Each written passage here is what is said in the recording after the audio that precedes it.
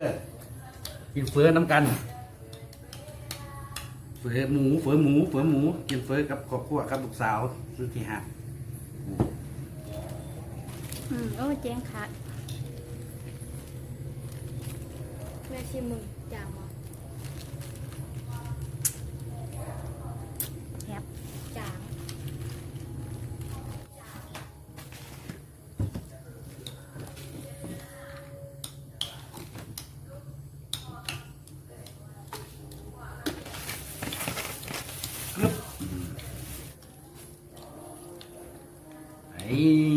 ถั่วใหญ่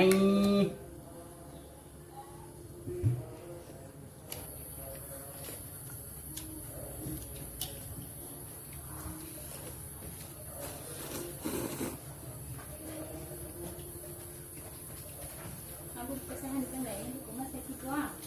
เอาลูกปรุงละดิลูกตักละดิปรุงเส้นนี้แล้วแหละมันละลายน้ำมันมีก้อนมันก็แค่กันนะลูกแซ่บมันยังร้อนอยู่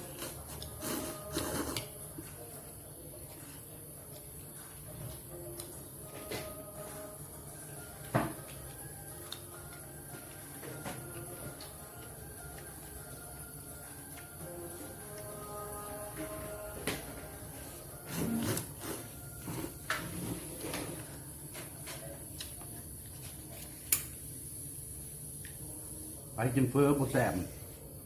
มาเบิ่งคลิปนี่เด้อ บุแซ่บจะดุน ทำห้องกินแสบแล้ว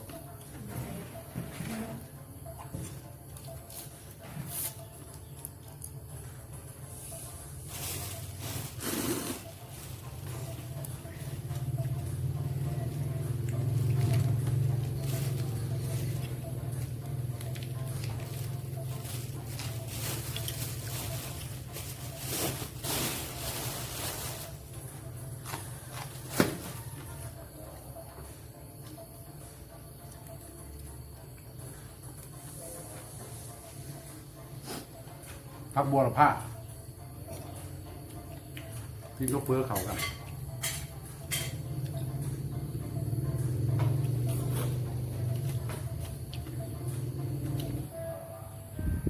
แสบมันอ่อนๆเนี่ย อันนั้นให้ไหมนะมาเป็นวันกันไหน ครับสะใจ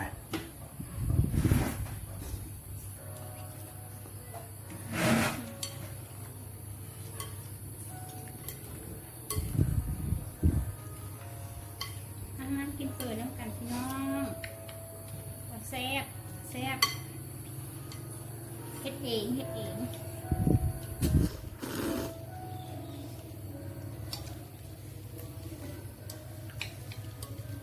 หมักร้ายหมักหน่อย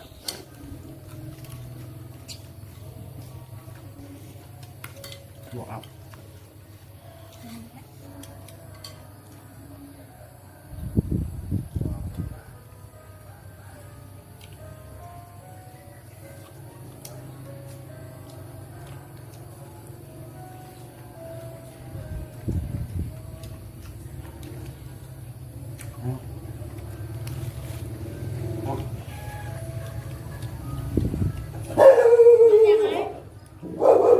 แม่กินข้าวครับนี่จะเปียกใส่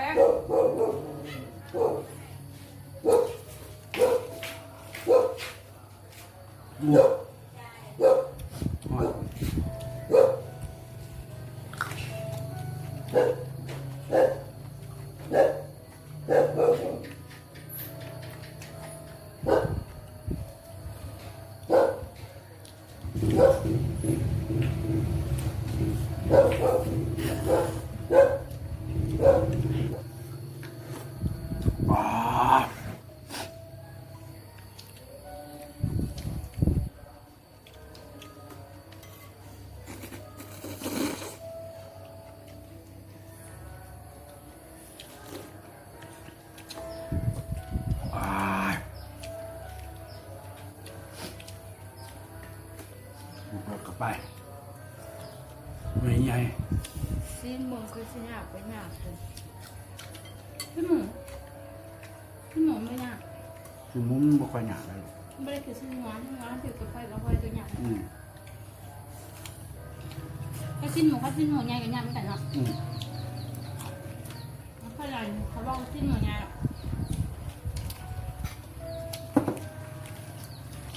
กินเห็นกินแต่พักก็เจอครอบครัวนี่คือจะกินแต่พักคือกินหมักพัก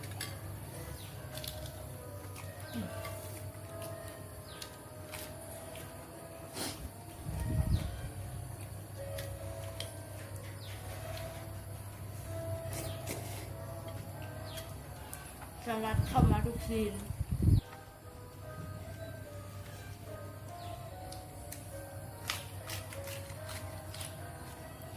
น้ำเจ้าเนี่ยหยอดหนึ่ง เงินหน่อย จำนี่ยาวงอบ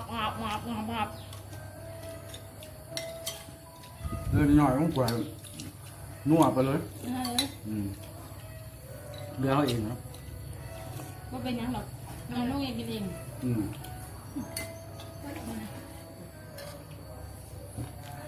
กลัวครับ น้ำจำนวนฟ้าดิ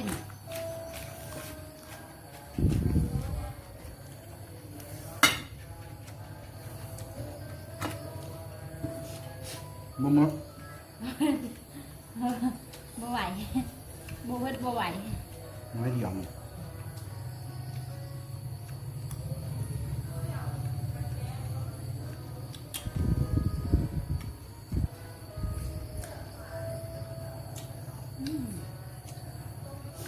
หลวกๆกัน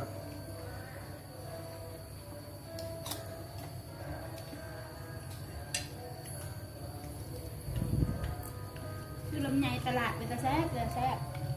เป็นจุดอาหาร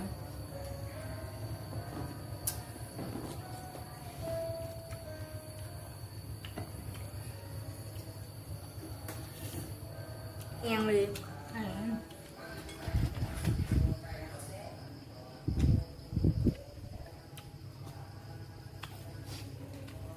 คลิปหนึ่งพ่อจำเนี่ยละน้ำบุบดยังน้ำไหนหนึ่ง